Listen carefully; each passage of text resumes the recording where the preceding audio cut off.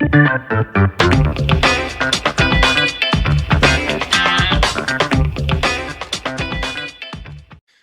and welcome to another episode of the Real Estate Investing Club. I'm your host, Gabe Peterson, and this is the place investors go to gain actionable advice, learn about current market trends, and hear war stories from other professional investors out there in the field today. Before we get started, I have two quick housekeeping items for you. First, if you like this episode, we would very much appreciate a like, subscribe, and share. It is the best way to support the show and keep it running far into the future.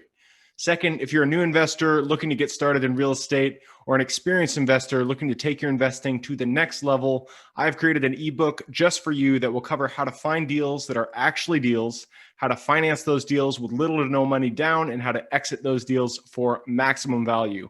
On top of that, I throw in an insane amount of free bonuses that you'll have access to once you buy the ebook. All I charge is our admin costs to keep this show running. So if you're serious about real estate investing and want to create both active and passive income as an investor, head on over to the website at therealestateinvestingclub.com and click on the button that says get the ebook in the upper right-hand corner to grab yourself a copy. With that said, let's dive right in. Today we have a very special guest with us, ready to drop some investor knowledge on you. So buckle up, grab your pen and paper, and enjoy the ride.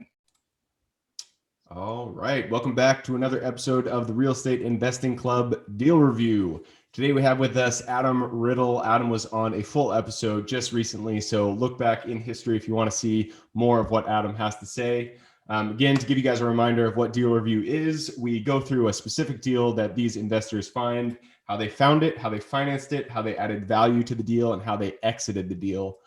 So Adam will go through the details here. Adam, where was this property that you're talking about? So the property is in Edgewater, Colorado, which is kind of a small little community on the western side of the Denver metro area. Awesome. And what kind of drew you guys to this property in the first place?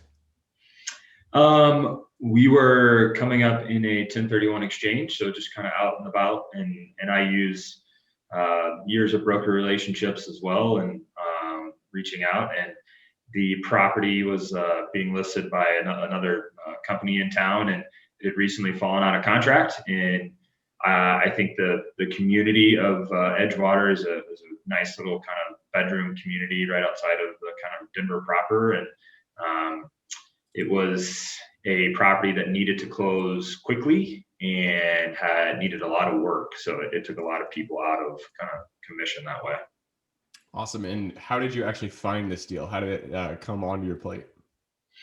I had reached out to the listing agent when it came on the market, and they had put it under contract fairly quickly and just kind of said, hey, we'd love to take a run at it if that doesn't work out. And I got a call, and somebody had fallen out of contract, and there was some timing that they needed to get something done by the end of, they needed to close by the end of the year, and it was not an easy deal to get financed. So I think we got it done in 45 days. So got it done pretty quick. I love it. Timing is everything. It's amazing. If you just hit the, I don't know what the phrase is, but if you get timing right, then it all works out. Next question is how you finance it. How'd you guys go about taking this down? That was the biggest challenge of the deal. And I think a reason a lot of people probably shied away from it was it only had one tenant. So it was actually 3 residential over 3 retail. So it was mixed use property, and it had one tenant and was in pretty bad disrepair. So we ended up going to a local bank that we had a relationship with, and ended up financing it with them, and getting some construction financing thrown into that as well, so we could go fix the property back up. And they were able to execute that very well and on a very quick time frame. So having that previous relationship, that would have not happened if we would have gone to some new lender that we didn't know and didn't have that relationship with. Yep. And local banks, I have found, in my opinion, are the ones to go with, especially when it comes to difficult deals. National banks are difficult on the difficult deals. Local banks, they'll work with you. So that is awesome. Next question, going on to how you added value to the deal. What you guys do once you actually got it under contract or closed on? Yeah. So after we purchased it, the upstairs apartments were I mean, pretty rough. So they had not they had been occupied, but somebody tried to start a renovation. So like half the floors were done, and they weren't done very well. And so we had to go in and essentially we had two choices: go in and almost gut it, or go in and do what we need to do to get them nice and rentable. We chose to do just kind of make them nice and rentable versus gutting them, because there was a significant amount of work that needed to be done on the retail portion as well.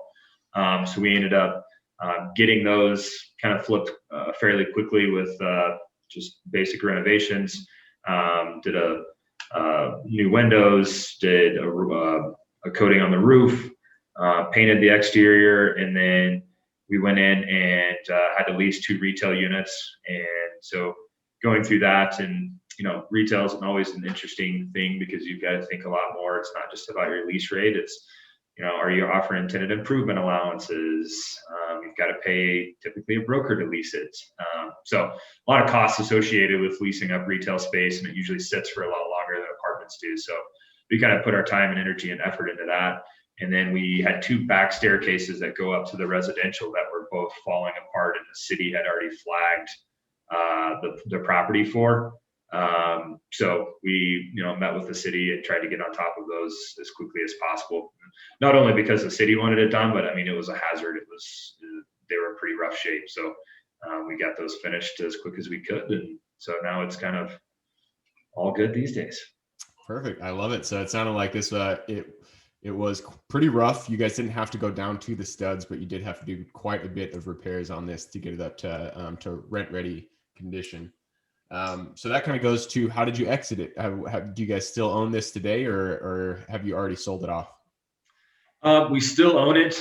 We were talking about doing something this year with it.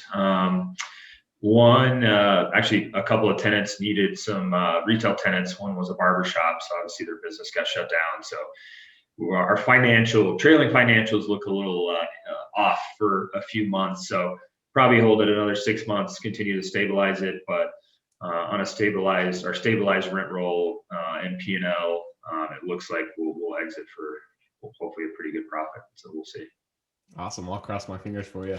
And now it's time to go into the numbers. So what'd you buy it for? What'd you put into it? And what is your pro forma getting out of it? That's all great questions. I think we bought it for about $165. We ended up with about, I think, $100,000 invested. I think we will exit around 2.223 is the hope. Not bad. 1.6 and 100,000 is actually less than I would expect, considering I'm assuming your guys' construction costs out there are similar to ours out here in Seattle. So that's not too bad. That sounds like a solid deal. Yeah, we got more money because we didn't know if we were going to do the units. If we would have done the units the way we originally thought we would have done it, that would have been probably substantially more. But the retail units, that is. But just kind of going up the cleanup and get a nice and rentable route, we ended up spending a lot less than originally budgeted. Awesome. Well, hey, thank you again for hopping on, going through your deal. We appreciate it. So do the people listening and watching. If you guys want to check out Adam's full episode, look in the history. It should be the last episode that was released or within the last 3 episodes. So check that out. Other than that, thank you guys for hopping on the show again. Look forward to seeing you on the next episode. Thank you for joining us for another episode of the Real Estate Investing Club. I hope you guys enjoyed the episode as much as I enjoyed putting it on, and we're able to pull some actionable advice that you can apply in your own investing today in the field. Before you go, we have a gift for you. If you're a new investor looking to get started, or an established investor looking to take your investing to the next level, I've created an ebook just for you, available on our website. This ebook will cover how I was able to create both active and passive income in real estate with very little money to start with. In it, I will address the 3 most often cited obstacles new and veteran investors run into by showing you how to find deals that are actually deals, how to finance a deal with little to no money down, and how to exit those deals for maximum value. And if you get the ebook today, I am throwing in a bundle of bonuses, 7 of them to be exact. The first one will be the off-market lead generation blueprint, which will take you through the exact systems and processes we use to generate off-market leads like clockwork, which is the most important skill when it comes to creating wealth in real estate. The second bonus is the A to Z REI systems and vendors guide, which will allow you to peek under the hood of our business and see the exact tools, systems, and even the vendors we use to see the success that we do. And the third bonus is the top 100 best performing keywords pack, which will give you the exact keywords we use to target motivated sellers online using PPC ads. The fourth bonus is our contracts bundle for wholesaling and renting real estate, which will give you access to all the contracts we use in the field to execute all different types of transactions.